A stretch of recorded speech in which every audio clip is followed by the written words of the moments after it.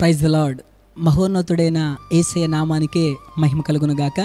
చూస్తున్న మీ అందరికీ యేసయ్య నామములో శుభాలు, వందనాలు తెలియచేస్తూ ఉన్నాము.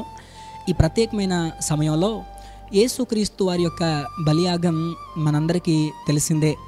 అలాగే ప్రతి సంవత్సరం కూడా గుడ్ ఫ్రైడే రోజు అనగా శుభ శుక్రవారం రోజున యేసు ప్రభువారు సిలువ మీద పలికిన 7 మాటలను కూడా మనం ధ్యానం చేస్తూ ఉంటాం. ఆ 7 మాటలు పలికే ముందు సన్నివేశాన్ని గనక మనం గమనిస్తే, యేసుక్రీస్తు ప్రభువారు ఈ లోకానికి శరీరధారిగా వచ్చి 33.5 సంవత్సరాలు జీవించారు. ఈ 33.5 సంవత్సరాల్లో 3.5 సంవత్సరాల పరిచర్య చాలా గొప్పది. అంతేకాదు, ఆ 3.5 సంవత్సరాల పరిచర్యలో కూడా చివరి వారం చాలా శ్రేష్టమైనది. ఎప్పటి నుంచి ఎప్పటి వరకు ఆ చివరి వారం అని అడిగితే, యేసుక్రీస్తు ప్రభువారు జయోత్సాహంతో యెరూషలేముకు వెళ్ళిన ఆ మట్టల ఆదివారం దగ్గర నుండి యేసుక్రీస్తు ప్రభువారు చనిపోయి పునరుద్ధానునిగా తిరిగి లేచిన ఈస్టర్ ఆదివారం వరకు ఆ వారం రోజులను హోలీ వీక్ లేదా పరిశుద్ధ వారము అని పిలుస్తారు. క్రైస్తవ ప్రపంచంలో ఈ వారమునకు చాలా ప్రాముఖ్యత ఉంది. ఎందుకంటే ఈ వారంలోనే యేసు ప్రభువారు శిలువ మీద చనిపోవడం, అలాగే ఆయన మరణపు ముళ్ళును విరిచి పునరుద్ధానునిగా తిరిగి లేవడం, ఇలాంటి సన్నివేశాలన్నీ ఈ వారంలోనే జరుగుతాయి. అందుకనే ఈ వారానికి అంత ప్రాధాన్యత, అంత ప్రాముఖ్యత ఉంది. అయితే శుభ శుక్రవారానికి ముందు రోజున గురువారం రాత్రికాల సమయంలో జరిగిన సన్నివేశం ఏంటంటే, యేసు ప్రభువారు గెత్సెమనే తోటలో ఉన్నారు. ఈ గెత్సెమనే తోటలో ఉన్నప్పుడు కొంతమంది సైనికులు వచ్చి యేసు ప్రభువుని పట్టుకొని అనేక న్యాయస్థానాలు ఎదుట తీర్పు కొరకు నిలబెడుతూ ఉన్నారు. మొదటిగా అన్నా గారి దగ్గరికి, తర్వాత కయప, పిలాతు, హేరోదు, మరలా పిలాతు గారి దగ్గరికి. ఈ విధంగా రాత్రికాల సమయం అంతా కూడా అనేక న్యాయపీఠములు ఎదుట నిలబెట్టి ఆయనకు సిలువ మరణం అనే తీర్పు తీర్చాలని ఎన్నో చోట్లకు, ఎన్నో స్థలాలకు తిప్పుతూ వస్తూ ఉన్నారు. అయితే శుక్రవారం రోజున గుడ్ ఫ్రైడే రోజు ఉదయం సరిగ్గా 6 గంటల సమయానికి యేసు ప్రభు వారికి సిలువ వేయాలి అనే తీర్పు వచ్చింది. ఆ తర్వాత వాళ్ళు ఆయనకి ఊదా రంగు వస్త్రాన్ని తొడిగించి ఆయనకు ముళ్ళ కిరీటాన్ని పెట్టి, వాళ్ళు ఎన్ని రకాలుగా ఆయనను అవమానపరచాలనుకున్నారో, ఆయనను హింసించాలనుకున్నారో, ఆయనను దూషించాలనుకున్నారో, ఆయనను బాధ పెట్టాలనుకున్నారో, అన్ని రకాలుగా ఆయనను బాధపెట్టి ఆయన భుజము మీద సిలువ మ్రానును మోపి యెరూషలేము వీధుల్లో నడిపిస్తూ ఉన్నారు. ఆ భారభరితమైన సిలువను యేసయ్య తన భుజాల మీద పెట్టుకుని యెరూషలేము వీధులలో నడుస్తూ గోల్గొతా అనబడిన కొండపైకి చేరుకున్నారు. ఈ గోల్గొతా అనబడిన కొండపైన యేసు ప్రభువారి చేతులలోనూ కాళ్లలోనూ మేకులు కొట్టి సరిగ్గా శుభ శుక్రవారం ఉదయం 9 గంటలకు యేసు ప్రభువుని సిలువ వేయడం జరిగింది. ఆయన 9 గంటల దగ్గర నుండి 3 గంటల వరకు కూడా 6 గంటల సమయం సిలువలో వేలాడడం జరిగింది. ఈ 6 గంటల వ్యవధిలో యేసు ప్రభువారు 7 మాటలు పలికినట్లుగా మనము వాక్యంలో చూస్తూ ఉన్నాం. అంతేకాదు, ఈ సమయం చాలా వేదనతో కూడినది, చాలా భయంకరమైనది. కానీ యేసయ్య మనందరి కొరకు ఆ వేదనను, ఆ బాధను సహించారు, భరించారు. ఎందుకంటే యేసు ప్రభువారి రక్తం చిందించడం వలన, యేసయ్య సిలువ మరణం పొందడం వలన మనందరం కూడా ఈ లోకంలో పాపము నుండి విడిపించబడతామనే యేసయ్య ఆ వేదనను, ఆ బాధను భరించడం జరిగింది. అయితే 9 గంటల దగ్గర నుండి 3 గంటల వరకు ఈ 6 గంటల సమయంలో యేసు ప్రభువారు పలికిన ఆ 7 మాటలు చాలా విలువైనవి, చాలా శ్రేష్టమైనవి. ప్రపంచ చరిత్రలో కూడా ఒక మానవుడు జన్మించిన ఆ ప్రారంభంలో అతడప్పుడే మాట్లాడడం నేర్చుకుంటూ ఆ తొలి మాటలు, ఆ మాట్లాడే ముద్దు మాటలన్నీ తల్లిదండ్రులకు చాలా సంతోషాన్ని ఇస్తాయి, చాలా ఆనందాన్ని కల్పిస్తాయి. అలాగే ఆ వ్యక్తి చనిపోతూ ఉన్న ఆ ముందు క్షణాల్లో మాట్లాడే మాటలను మనుషులు చాలా విలువైనవిగా ఎంచుతూ ఉంటారు. కొంతమంది సూసైడ్ లెటర్స్ రాస్తూ ఉంటారు, ఇంకొంతమంది అనారోగ్య పరిస్థితులను బట్టి కావచ్చు, ఇంకా వాళ్ళు చనిపోతారు అనే ఆ క్షణాలు ముందు కుటుంబ సభ్యులందరినీ పిలిచి అనేకమైన విషయాలు వారితో మాట్లాడుతూ ఉంటారు. మానవులందరూ కూడా అలా చివరిలో మాట్లాడే విషయాలను చాలా విలువైనవిగా ఎంచుతూ ఉంటారు. అయితే యేసుక్రీస్తు ప్రభువారు కూడా ఆయన చివరిగా పలికిన ఆ 7 మాటలు ఈరోజు ప్రపంచం ఎదుర్కొంటున్న 7 ప్రశ్నలకు సమాధానాలుగా నిలిచిపోయాయి. ఒక మానవుడు దేవుని ఎలా ప్రేమించాలి, దేవుని నిత్య రాజ్యంలోకి ఎలా ప్రవేశించాలి, అసలు బాధ్యత అంటే ఏంటి, క్షమాపణ అంటే ఏంటి, దేవుని కృపలో ఏ విధంగా వర్ధిల్లాలి, ఇలా అనేకమైన విషయాలకు యేసు ప్రభువారు పలికిన ఆ 7 మాటలు సమాధానాలుగా నిలిచిపోయాయి. యేసు ప్రభు సిలువ మీద పలికిన ఈ 7 మాటల గురించి ఒక ఆయన ఈ విధంగా వర్ణిస్తాడు. ఏంటంటే the 7 Windows into the heart of Jesus Christ. అంటే యేసయ్య సిలువ మీద పలికిన ఆ 7 మాటలు కూడా యేసయ్య హృదయంలోకి తొంగి చూడడానికి 7 కిటికీ లాంటివి అని చెప్తాడు. నిజమే, ఆ 7 మాటలు చాలా విలువైనవి. ఈరోజు ఆ 7 మాటల్లో మొట్టమొదటి మాటను ఈరోజు మనం ధ్యానం చేద్దాం. చదువుదాం వాక్యంలో నుండి. లూకా సువార్త 23వ అధ్యాయము 34వ వచనం. యేసు, తండ్రి, వీరేమి చేయుచున్నారో వీరెరుగరు గనుక వీరిని క్షమించుమని చెప్పెను. సర్వసాధారణంగా ఒక వ్యక్తిని ఎవరైనా చంపుతూ ఉంటే ఆ వ్యక్తి పెద్దగా అరుస్తూ ఉంటాడు. ఆ నొప్పితో, ఆ బాధతో పెద్దగా కేకలు వేస్తూ ఉంటారు. కానీ అలాంటి సందర్భం అయినప్పటికీ యేసుక్రీస్తు ప్రభువారు తాను ఏ విషయాన్నైతే బోధించారో ఆ బోధకు మంచి మాదిరిని చూపిస్తూ ఉన్నారు. ఈ సందర్భంలో యేసు ప్రభువారు ఏం బోధించారు? మత్తయి సువార్త 5వ అధ్యాయం 44వ వచనంలో కొండ మీద ప్రసంగం చేస్తూ, మీ శత్రువులను ప్రేమించండి, మిమ్మల్ని హింసించిన వారి కొరకు ప్రార్థన చేయండి అని యేసయ్య చెప్పారు. యేసయ్య దేనినైతే బోధించారో ఈరోజు తన జీవితంలో అదే చూపిస్తూ ఉన్నారు. తనను ఎవరైతే హింసిస్తూ ఉన్నారో, తనను ఎవరైతే బాధ పెడతా ఉన్నారో, తనను ఎవరైతే అపహాసిస్తూ ఉన్నారో వారందరి కొరకు యేసయ్య ప్రార్థన చేస్తూ ఉన్నారు. దీనిని బట్టి యేసయ్య వారి ఎడల చూపిస్తూ ఉన్న ప్రేమ మనకి కనిపిస్తూ ఉంది. ఇక్కడ నుండి మనం నేర్చుకోవాల్సిన పాఠం ఏంటంటే, ఈ లోకంలో మనల్ని కూడా తక్కువ చేసి మాట్లాడేవాళ్ళు, మనల్ని కూడా బాధ పెట్టేవాళ్ళు, మనల్ని కూడా హింసించేవాళ్ళు, అనేక రకాల మనుషులు మనకు కూడా ఎదురవుతూ ఉంటారు. అలాంటి సమయంలో యేసయ్య ప్రేమతో మనం కూడా వాళ్ళను ప్రేమించే వారముగా, వారి కొరకు ప్రార్థించే వారముగా మనం ఉండాలి. ఎందుకంటే క్రైస్తవుని జీవితంలో ప్రార్థన చాలా ప్రాముఖ్యమైనది. మీరు యేసు ప్రభువుని గనక జాగ్రత్తగా గమనిస్తే ఆయన గెత్సెమనే తోట దగ్గర నుండి కూడా సిలువ వేయబడే ఆ క్షణం వరకు కూడా ఈ మధ్య కాలంలో మనుషులందరితో మాట్లాడడానికి అంత ఇష్టపడలేదు. చాలా నిశ్శబ్దంగా ఉన్నారు. కానీ సిలువ వేసిన తర్వాత తండ్రితో మాట్లాడడానికి, ప్రార్థించడానికి చాలా ఇష్టపడుతూ ఇప్పుడు ప్రార్థిస్తూ ఉన్నారు. తండ్రి, వీరేం చేస్తున్నారో వీరికి తెలియదయ్యా, వీరిని క్షమించుమని. ఈరోజు మనకు కూడా ఇలాంటి పరిస్థితులు ఎదురవుతూ ఉంటాయి. మనకు కూడా ఇలాంటి హింసలు కలుగుతూ ఉంటాయి. అయితే ఇలాంటి పరిస్థితుల్లో యేసయ్య ఏ విధంగా అయితే వారిని క్షమించమని ప్రార్థించారో మనం కూడా ఆ ప్రార్థన జీవితాన్ని నేర్చుకోవాలి. ఇక్కడ ఇంకొక విషయాన్ని కూడా మనం ఆలోచన చేస్తే, యేసు ప్రభువారి సిలువ మరణం అనేది అప్పటికప్పుడు జరిగిందేం కాదు. ఇదంతా కూడా ప్రవచనాత్మకరంగా జరుగుతున్న సన్నివేశమే.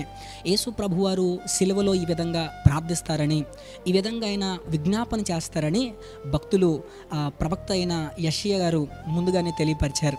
యెషయా గ్రంథం 53వ అధ్యాయము 12వ వచనాన్ని మనం గమనిస్తే, అనేకుల పాపమును భరించుచు తిరుగుబాటు చేసిన వారి గూర్చి విజ్ఞాపన చేసెను.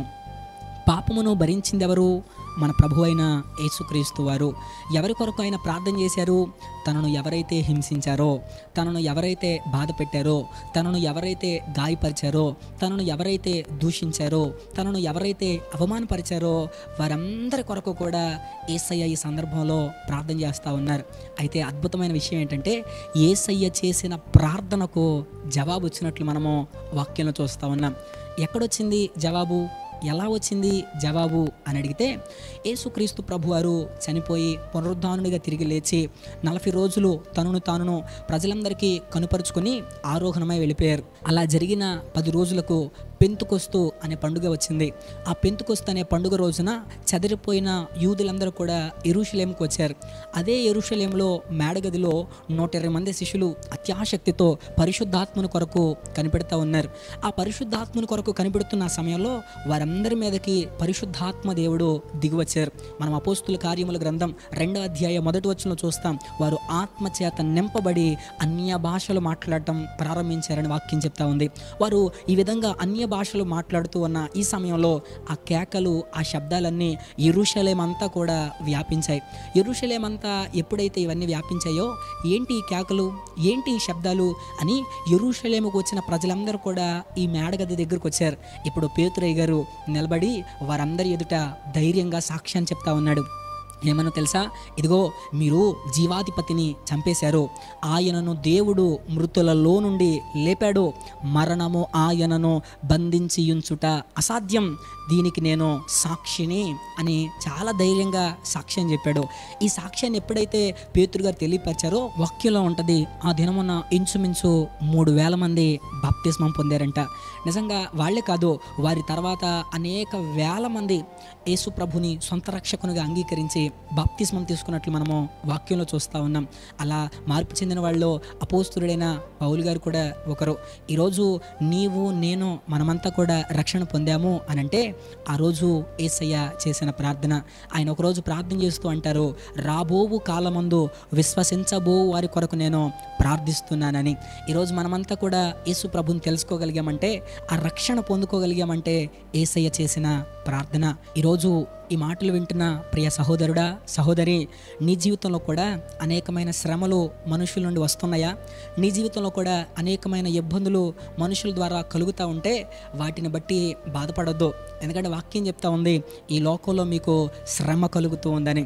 ఇలాంటి శ్రమలను చూసి కృంగిపోవడం కంటే వారి కొరకు, వారి రక్షణ కొరకు ప్రార్థన చేయడం చాలా మంచిది. యేసయ్య నేర్పిస్తున్న అద్భుతమైన పాఠం ఇక్కడ మనం చూస్తూ ఉన్నాం. ఇక రెండో విషయాన్ని కనుక మనం ఆలోచన చేస్తే, యేసు ప్రభు వారు చేసే ప్రార్థనలో క్షమాపణ అనే అంశం మనకు కనిపిస్తూ ఉంది. అసలు ఎందుకు యేసయ్య క్షమించమనే ప్రార్థన చేశారు అని మనం ఆలోచన చేస్తే, ఈ లోకంలో మానవునికి బంగారము, డబ్బులు, వెండి, ఆస్తులు, అంతస్తులు, పొలాలు, మేడమిద్దులు ఇవన్నీ దొరుకుతాయి. కానీ మానవునికి దొరకనిది ఏంటంటే ఒక క్షమాపణ మాత్రమే. బైబిల్ స్కాలర్ ఇలా మాట్లాడుతూ అంటారు, ఒకవేళ మానవుని అవసరత టెక్నాలజీ అయితే దేవుడు ఒక శాస్త్రవేత్తలాగా వచ్చేవాడేమో. ఒకవేళ మానవుని అవసరత స్టడీ అయితే, విద్య అయితే దేవుడు ఒక టీచర్గానో లెక్చరర్గానో వచ్చేవాడేమో. ఒకవేళ మానవుని అవసరత డబ్బు సంపాదించడమే అయితే ఒకవేళ దేవుడు డబ్బు ఎలా సంపాదించాలో నేర్పించడానికి వచ్చేవాళ్ళేమో. కానీ మానవుని అవసరత ఇవేమి కాదు. మానవునికి ఉన్న అవసరత, కొరత క్షమాపణ. క్షమించబడాలి అనే చాలామంది గొర్రెల రక్తాన్ని, కోడెల రక్తాన్ని, మేకల రక్తాన్ని బలిచ్చారు. కానీ వేటి వలన మానవునికి పాప క్షమాపణ అనేది కలుగలేదు. అందుకనే యేసయ్య మానవునిని క్షమించుట కొరకు, మానవుని పాపములను తీసివేయుట కొరకే యేసయ్య ఈ లోకానికి వచ్చారు. ఇక్కడ ఇంకొక ప్రశ్న కూడా వస్తుంది. ఏంటంటే, యేసయ్య ఈ భూలోకంలో జీవిస్తూ ఉన్న దినాలలో ఒక పక్షవాయువు కలిగిన వ్యక్తితో, అలాగే ఒక పాపాత్మురాలైన స్త్రీతో, వీరిరువురితో కూడా మాట్లాడుతూ యేసయ్య అంటారు, మీ పాపాలు క్షమించబడినవి అని. అంతేకాదు లూకా సువార్త 5వ అధ్యాయం 24వ వచనంలో మనుష్య కుమారునికి పాపములను క్షమించుటకు అధికారము కలదు అని వాక్యం స్పష్టంగా చెప్తా ఉంది. ఇప్పుడు యేసయ్యకు పాపాలను క్షమించడానికి అధికారం ఉంది. మరి పాపాలను క్షమించడానికి యేసయ్యకి అధికారం ఉన్నప్పుడు ఎందుకు తండ్రిని అడుగుతున్నారు క్షమించమని అనే ప్రశ్న వస్తుంది. దీనికి జవాబు, సమాధానం ఏంటంటే, యేసుక్రీస్తు ప్రభువారికి బైబిల్ ప్రత్యేకంగా 2 టైటిల్స్ ఇచ్చింది.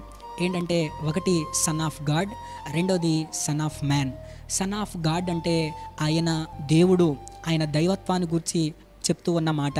రెండోది సన్ ఆఫ్ మ్యాన్ అంటే దేవుడై ఉండి మానవునిగా రావడం, అది మానవత్వాన్ని సూచిస్తూ ఉంది. స్పష్టంగా బైబిల్ చెప్తున్న మాట ఏంటంటే, యేసుక్రీస్తు ప్రభువారు సంపూర్ణమైన దేవుడు, అలాగే సంపూర్ణమైన మానవుడు. అయితే ఇప్పుడు సిలువ మీద ఉన్న ఈ సందర్భంలో సర్వలోక మానవాళి యొక్క పాపములు యేసు ప్రభు మీద మోపబడ్డాయి. ఈ సమయంలో ఆయన దైవ శక్తిని వినియోగించకూడదు. అందుకనే యేసయ్య తండ్రికి విజ్ఞాపన చేస్తూ ఉన్నారు, తండ్రి వీరందరినీ క్షమించు అని ప్రార్థిస్తూ ఉన్నారు. నిజమే, మన జీవితాల్లో కూడా చాలామంది మనలను బాధ పెడతారు, మనలను హింసిస్తూ ఉంటారు, మనలను గాయపరుస్తూ ఉంటారు. యేసు ప్రభువారు ఆయన ఏ విధమైన ప్రేమతో అందరినీ ప్రేమించి క్షమించారో, ఈరోజు మనం కూడా ఆ ప్రేమతో ఇతరులను క్షమించే వారముగా మనం కూడా ఉండాలి. ఎందుకంటే ఈ లోకంలో చాలామంది హృదయాలలో కక్షలు, విభేదాలు, అసూయలు, పగలు పెంచేసుకుని క్షమించలేకపోతా ఉన్నారు. నేటి సమాజం మాట్లాడుతూ ఉన్న మాట, నాకు వాళ్ళు ఏం చేస్తే నేను కూడా అదే చేస్తాను, నన్ను కొడితే నేను కొడతాను, నన్ను బాధ పెడితే నేను బాధ పెడతాను, నేను రివెంజ్ తీర్చుకుంటాను అని మాట్లాడుతూ ఉంది సమాజం. కానీ యేసయ్య నేర్పించిన పాఠం అది కానే కాదు. ఆయన చెప్తున్న విషయం, నన్ను ఎవరైతే హింసించారో, నన్ను ఎవరైతే బాధ పెట్టారో, నేను వారిని ఏ విధంగా క్షమించానో మీరు కూడా అదే విధంగా క్షమించాలి. పరలోక ప్రార్థనలో కూడా యేసయ్య నేర్పిస్తున్న పాఠం అదే. మా ఎడల అపరాధములు చేసిన వారిని మేము క్షమించిన ప్రకారం మా అపరాధములను నీవు క్షమించుము. మన ఎడల ఇతరులు చేసిన పాపాలను లేదా అపరాధాలను మనం క్షమించినప్పుడే యేసయ్య మన అపరాధాలను క్షమిస్తారు. యేసయ్య తన గొప్ప ప్రేమతో తనను హింసించిన వారి కొరకు ప్రార్థించారు, వారిని క్షమించమని కోరారు. ఈరోజు నీవు నేను మనం ఆ ప్రార్థన చేయగలమా?